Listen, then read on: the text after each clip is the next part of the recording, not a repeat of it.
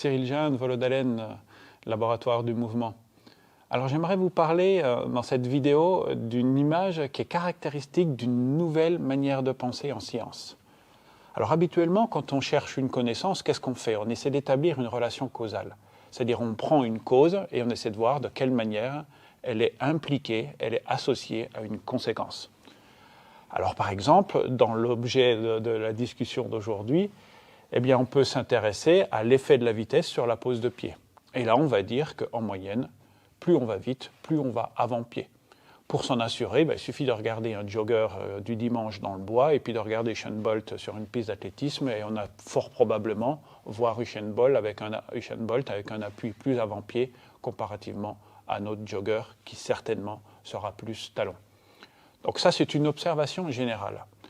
Alors maintenant, prenez les 9 photos que vous avez devant vous. Ces 9 photos qui correspondent, si on regarde les lignes, à 3 types de coureurs, ce qu'en science on appelle des clusters, des regroupements de coureurs. Alors là, les photos, c'est un seul coureur, mais pensez bien que derrière cette photo qui est une illustration, il y a des regroupements, donc des groupes types de coureurs qui correspondent à cette photo. Donc vous avez 3 coureurs, 3 clusters qui vous sont présentés. Si vous regardez cette fois les colonnes, colonne de gauche, vous avez une vitesse lente, colonne du milieu, vitesse intermédiaire, et colonne de droite, la vitesse rapide qui devait être, là je crois, dans l'étude, si je ne me trompe pas, 17-18 km/h, et puis 9 ou 10 km/h pour la vitesse lente. Qu'est-ce qu'on observe? Commençons par le cluster 2. Le cluster 2, on voit quelqu'un qui, aux vitesses lentes, pose le talon, et au fur et à mesure que la vitesse augmente, va chercher une pose médio-pied. Donc ce cluster 2, celui qui, dans un curseur des manières de faire, est en plein milieu, ce cluster 2, il correspond à la moyenne qu'on a établie pour un groupe qui serait un groupe général. Mais regardons maintenant ce qui se passe aux polarités. Le cluster 1, regardez bien lui ce qu'il fait. Quand il est lent, il est marqué avant-pied, mais vraiment très marqué avant-pied. Et plus il va vite, plus il reste bien sûr avant-pied, mais c'est quand même un avant-pied qui est moins marqué. Donc sous l'effet de la vitesse, on a quelqu'un qui met moins d'avant-pied. Alors c'est des coureurs types, c'est les coureurs ressorts, les coureurs les plus aériens selon notre terminologie. C'est des coureurs qui déjà détestent courir lentement. Pourquoi? Parce que quand ils vont lentement, ils verticalisent à mort. C'est-à-dire ils mettent un mouvement au bas, une oscillation qui est très importante. Eux, leur préoccupation, c'est de tendre leurs élastiques. Ces élastiques, ils sont présents, c'est le bras de levier en fait, entre les métatarses et puis l'arrière des jambes, les mollets. Et donc, où c'est qu'ils vont trouver de la force pour tendre ces élastiques? Quand ça va lentement, ils doivent la trouver à la verticale, et plus ça va vite, plus ils peuvent la trouver sur la récupération de la vitesse horizontale.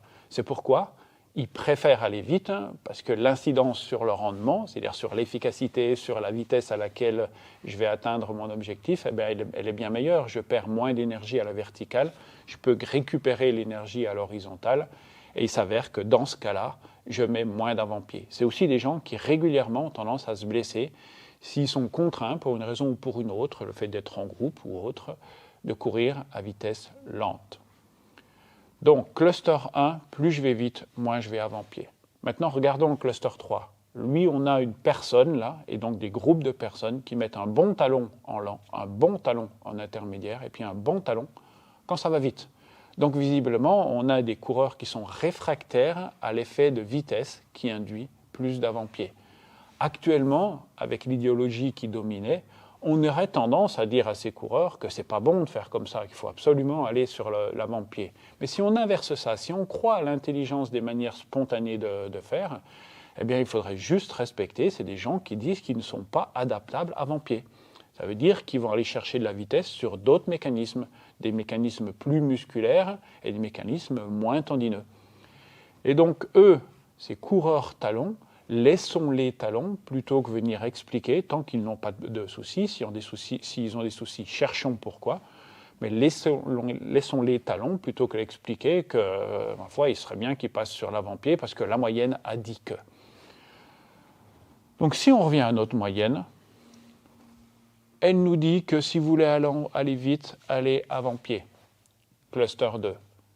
Mais si vous êtes cluster 1, si vous voulez aller vite, vous allez aller moins d'avant-pied. Et si vous êtes cluster 3, si vous voulez aller vite, vous allez vous y prendre autrement. Votre pied ne va pas être votre préoccupation principale.